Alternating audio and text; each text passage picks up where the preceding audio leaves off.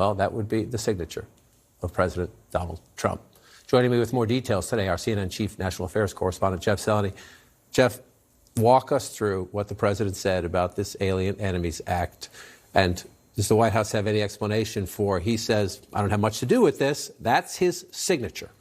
It is his signature, and we did find that in the Federal Registry, which is a handy place when a president is doing so many executive orders. It is for the record there. No, the White House tonight is not explaining the discrepancy here with the president saying he did not sign it, but they are standing behind the meaning of it. And the president has been consistent in the sense he thinks that these people are bad guys, in his words. He says it again and again. And due process clearly is not a concern of this administration or the president. However, it was very interesting. I was out on the South Lawn of the White House as the president was saying that. And he invoked Marco Rubio on his own. He wasn't asked about the Secretary of State. He brought him up on his own. I thought that was absolutely fascinating. The president, we've seen a few times trying to pass the buck a little bit. So, yes, he stands behind the idea of it, but does not want to get sort of caught up in the legality of it. But it is very, very interesting. But how this sort of played out last weekend, the president signed this document on Friday night. No one knew about it. On Saturday, they invoked this late in the day on Saturday, and they announced it as the hearing was going on. And then, of course, shortly after, as you said, those planes were taking off. So this all came to a head, of course, because the judge is sort of fly-specking all of this, the timeline of it, the actual reasoning of it. And the bottom line is this a time of war? The judge is saying the government hasn't proved that yet. So tell us more about the judge, because you heard the president today. 3 times he talked about this today. And again, as he has throughout the past week of sparring, questioning whether the judge or any judge has the power to question anything he does. The judge is clearly getting frustrated. Give us more on his demeanor in the court.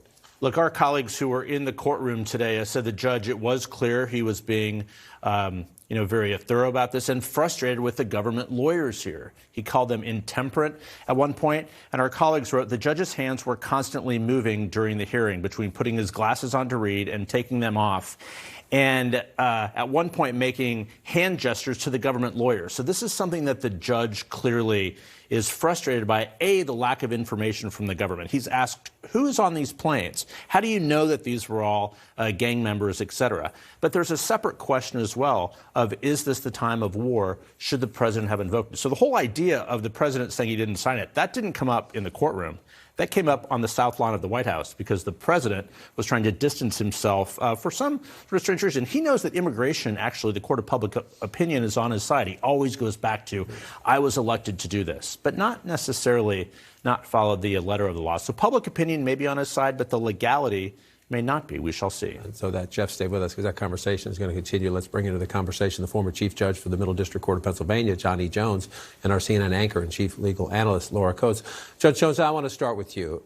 The judge consistently, repeatedly, in an exasperated tone, slamming the Justice Department, saying at one point they were using intemperate and disrespectful language. He said that was, quote, never seen from the United States. Sounds like he's out of patience. What does that tell you?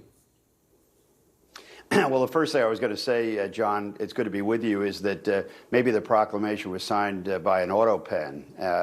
Who knows? And it's void from the time that was signed. But seriously, on the question that you asked, this judge has a long fuse from the standpoint of judicial temperament. That fuse has clearly burned down, and he's ready to go off. He's had enough.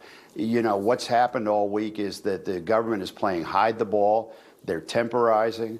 They're not answering the questions that he's put forward. They're making disingenuous arguments. And then today, of course, counsel for the government admitted that he did convey what was a verbal order from the judge, conceded that he knew that that was an order, and he conveyed that, and that was that, and the planes didn't turn around. So this is an evolving story. It kind of has the allure of a slow-motion car crash as you look at it, but I think there's a further showdown coming, and he means to finish up what he started, which is this inquisition about whether his order was violated. You know this quite well. You're right about the car crash metaphor, and you can see it in the transcripts about the tension and the distrust between. But this judge also knows this is going to go up to an appellate court and probably make it to the Supreme Court. And so that record becomes critically important. So in that regard, what he says, how he talks about the law, how he asks about the law is absolutely essential. What do you make of his line of questioning as he was questioning the lead Justice Department attorney today? Well, I think he's doing what any good judge would do, John, under the circumstances. You know, the president's position, first of all, the administration is deliberately misrepresenting the role of the judiciary and trying to, as you alluded to earlier, get up and over this legal debate by saying, well, these are bad people and we should throw them out of the country, writing due process completely out of the equation. So what the judge is doing is he's faced with the completely novel application of a 200-year-old statute. And he's saying, it doesn't seem to fit to me. It's a reach. We're not at war with Venezuela. You haven't tied these gang members to anybody in the government.